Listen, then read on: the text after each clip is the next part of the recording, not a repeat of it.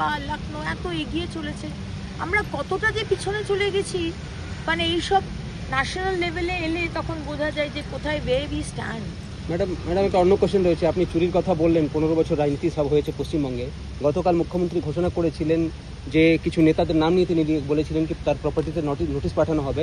আজকে যেটা জানা যাচ্ছে অভিষেক ব্যানার্জিকে 17টি প্রপার্টি রয়েছে, সেখানে নোটিশ পাঠানো হয়েছে এবং তাকে প্ল্যান নিয়ে আসতে বলা হয়েছে। বেআইনি নির্মাণ কোনো হয়ে থাকলে সেটাও তাকে জানাতে হবে পুরসভাকে কিভাবে তিনি করেছেন, সেসব নোটিশ আজকে গেছে। এটা নিয়ে কি বলবেন? মুখ্যমন্ত্রীর পর আজকে অ্যাকশন হয়েছে। দেখুন, আজকে 4-5 জন তৃণমূলের নেতা এবং গুন্ডা তাদেরকে চিহ্নিত করা হয়েছে এবং তার মধ্যে আরও অনেক, আপনারা জানেন যে আমার দপ্তর থেকে মাননীয় মুখ্যমন্ত্রীর নির্দেশে আমরা নোটিশ পাঠাচ্ছি যেখানে যেখানে বেআইনি বাড়ি তৈরি করা হয়েছে।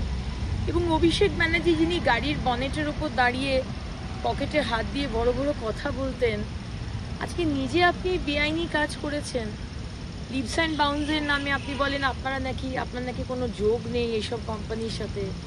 সেই সব বাড়িগুলো লিভস অ্যান্ড বাউন্সের নামে, আপনার বাবার নামে।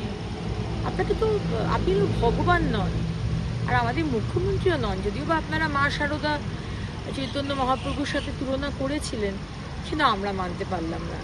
কিন্তু আপনি তো আইনের ঊর্ধ্বে নন, সুতরাং নোটিশ দেওয়া হয়েছে, আপনাকে আনতে হবে। প্ল্যান আনুন, আর না হলে আমরা ব্যবস্থা নেব। দিদি, কেন্দ্রীয় প্রকল্পগুলোতে দেখা গেছে পশ্চিমবঙ্গ সরকার নাম পরিবর্তন করে নিজেদের ইচ্ছা মতো নাম রাখছে, স্টিকার চেঞ্জ করে দিয়েছে। সেগুলোর ক্ষেত্রে আপনারা কি আবার পুরনো কেন্দ্রীয় নামে ফিরে যাবে? অবশ্যই। আজকে প্রধানমন্ত্রী আবাস যদি হয়, আবাস যোজনা আরবান, তো সেটা তো সেই নাম রাখতে পারবে। আপনি তো নিজের মতো করে মুখ্যমন্ত্রী যেটা করেছিলেন, নির্মল বাংলা স্বচ্ছ ভারতকে করেছিলেন। নির্মল বাংলা স্বচ্ছ ভারতকে করেছেন, তারপর নির্মল বাংলার কি অবস্থা সে তো আপনি চারিদিকেই দেখতে পাচ্ছেন। সুতরাং হ্যাঁ, অ্যাবসলিউটলি নির্মলকে নির্মূল করে দিয়েছে, সব কিছুই নির্মূল করে ধ্বংস করে দেওয়া হয়েছে। বেসিক্যালি এরা এত চুরি করেছে যে মানে আমরা বোধহয় অডিট করেও তার হিসেব পাচ্ছি না। এবং এত বুদ্ধি দীপ্ত চুরিগুলো যে আপনাকে যথেষ্ট মানে অ্যালার্ট হয়ে বিষয়গুলোকে দেখতে হবে যে কিভাবে যে চুরিগুলো করেছে। কয়েকটা চুরি খুব ব্লান্টলি হয়েছে, আর কয়েকটা চুরি আবার খুব বুদ্ধিমানের সাথে হয়েছে। কিন্তু মোট কথা হচ্ছে এই 15টা বছর এই সরকারটা শুধু চুরি করে গেছে। মানে বাংলার মানুষ হাঁপ ছেড়ে বেঁচেছে। মানে কি বলবো, মানে বয়স্ক মানুষ বলুন, বাচ্চা বলুন, যুবক বলুন, যুবতী বলুন, সবাই বলতে মানে বেঁচেছি আমরা। মানে আপনারা যে কি আমাদের রেহাই দিয়েছেন যে বলার নেই।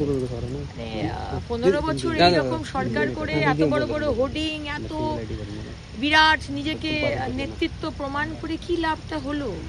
আলটিমেটলি বাংলার মানুষ আপনাকে শুধু গালাগাল দিচ্ছে, ইস্তেমালি ইউজ করেনি, আর বেশিরভাগ চাইনি, টাকাই চাই।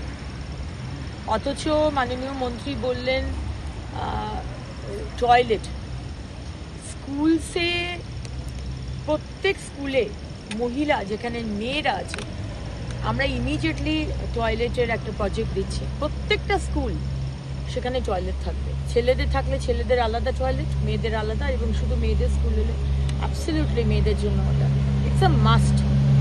এবং আমাদের বস্তিগুলোতেও, আমাদের টাউন আরবান এলাকাতে যেখানে বস্তি রয়েছে সেখানেও কমিউনিটি টয়লেট করা, হাইওয়ের ওপর টয়লেট করা। এই টয়লেটের ওপরে যেহেতু স্বচ্ছ ভারতের আজকের এই বিষয়, এবং মাননীয় মন্ত্রী পুরো বলে দিয়েছেন প্রজেক্ট দিন, আমরা ফান্ডের কোনো অসুবিধা হবে। কত নাম্বার অফ টয়লেটস কোনো আইডেন্টিফাই করা হয়েছে? না, আমরা এখনো সেইভাবে করিনি। আমরা মোটামুটি একটা করেছি, টয়লেটস করেছি, আবাসের বাড়ি করেছি আরবান এলাকাতে। স্বচ্ছ ভারতের বিষয় যেগুলো আছে, আজকে ধরুন যারা আমরা সাফাই কর্মী যারা, তারা যাতে রেগুলার বেসিসে একটা মানে সম্মানিক পায়, সেগুলো সব কিছু দিয়ে একটা বাজেট আমরা করছি। এবং আমরা অত্যন্ত আনন্দের সঙ্গে জানাচ্ছি যে মাননীয় মন্ত্রী বললেন যে তুমি আবার কেন আসবে তোমার সমস্ত ডিপার্টমেন্টকে নিয়ে, তার থেকে আমিই চলে যাব। তো এইটা হচ্ছে আমাদের ডাবল ইঞ্জিনের সরকার। মাননীয় মন্ত্রী মোটামুটি একটা ডেট দিয়েছেন, 29, 30, 31-এর মধ্যে উনি আসবেন। এই মাসে আপনাদের পাইলট প্রজেক্টের টাইম ফ্রেম কি থাকছে? না, সেইগুলো এখনো ডিটেলসে করিনি। আজকে বৈঠকের মধ্যেই আমরা যারা এসেছি আধিকারিকরা আমার সাথেই বসে আমরা ডিসকাস করছিলাম যে এই 4টে শহরকে আমরা পাইলট প্রজেক্ট হিসেবে চিহ্নিত করব। কলকাতা হাওড়া কি এটার মধ্যে একটা গুরুত্বপূর্ণ বিষয়, 15 বছর ধরে রাজ্য সরকার কেন্দ্রের সঙ্গে অসহযোগিতা করেছে বলে অভিযোগ ওঠে। এবার কি মনে হয় এই ডাবল ইঞ্জিন সরকারের কথা আপনি বলছেন, রাজ্য যে বঞ্চিত হয়েছে, বঞ্চনার কথা বলা হতো এতদিন, সেই বঞ্চনা কিভাবে হতো? ফান্ড কাজ না করা, সহযোগিতা না করার মাধ্যমে? পার্টিসিপেটই করতেন রাজ্য সরকার কোনো কিছুতেই পার্টিসিপেট করেনি। আজকে যেরকম আমি তো ধরুন আজকে 10 দিন হয়েছে আমাদের সরকার এসছে, তাই আমরা আমাদের কাছ থেকে কোনো রিপোর্ট বা কোনো আমরা বলতে পারছি না যে আমরা এটা করেছি। সব রাজ্যরা বলছে আমি এটা করেছি, আমি ওই জিনিসটা করেছি, সেখানে আমরা কোনো কিছু বলতেই পারছি না। আশা করছি আমরা নেক্সট মিটিংয়ে অনেক কিছু বলবো, কিন্তু পার্টিসিপেশনই ছিল না। আমাদের যে ডেটা দেওয়া হয়েছে সেখানে সব ওয়েস্ট বেঙ্গলে জিরো জিরো জিরো। তো এখানে কোনো পার্টিসিপেশন নেই। একটা কম্পিটিশন হয়, কম্পিটিশন বলবো না, মানে একটা র্যাঙ্কিং মতো। বেঙ্গল পার্টিসিপেটই করেনি। এবার আমরা পার্টিসিপেট করব, যা র্যাঙ্কই হোক, কিন্তু আমরা ঠিক করেছি আমরা পার্টিসিপেট করব। এবং তার জন্য এই যে 4টে শহরকে আমরা চিহ্নিত করছি, আমরা সেই শহরকে দিয়ে আমরা এই পার্টিসিপেশনটা করব। সুতরাং দেখুন, আমার দপ্তরে আমি আজকে এখানে এসে এত কিছু জানতে পারলাম। আজ অব্দি 15 বছরে কেউ আসেনি বেঙ্গল থেকে, কেউ জানতেও চায়নি, কেউ করতেও চায়নি। মাঝখান থেকে সাধারণ মানুষগুলো ভুক্তভোগী। সেটাকে বঞ্চনার কথা লেবেল করে দেওয়া হতো না? একদমই। আজকে ফান্ড দিচ্ছে কেন্দ্র সরকার, ফান্ড নিচ্ছে না। ফান্ড যদি নিচ্ছে তো তা সেগুলো ইউটিলাইজ করছে না। আর যে ফান্ডগুলো নেওয়া হয়েছে তার কোনো হিসেব নেই।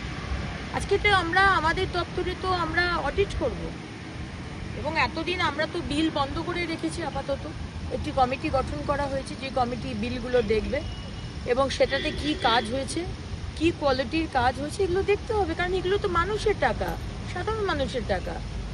যা চুরি হয়েছে 15 বছর তো হয়েইছে, অন্তত এই লাস্টটুকু বাঁচাবার চেষ্টা করি।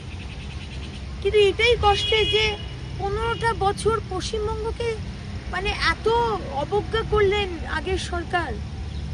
মানুষগুলো কি দোষ করেছিল? রাজনীতি করতে করতে আপনারা মানুষকে এত কষ্ট দিলেন এই 15টা বছর। এত নোংরা শহর হয়ে গেছে আমাদের কলকাতা, আমাদের পশ্চিমবঙ্গ।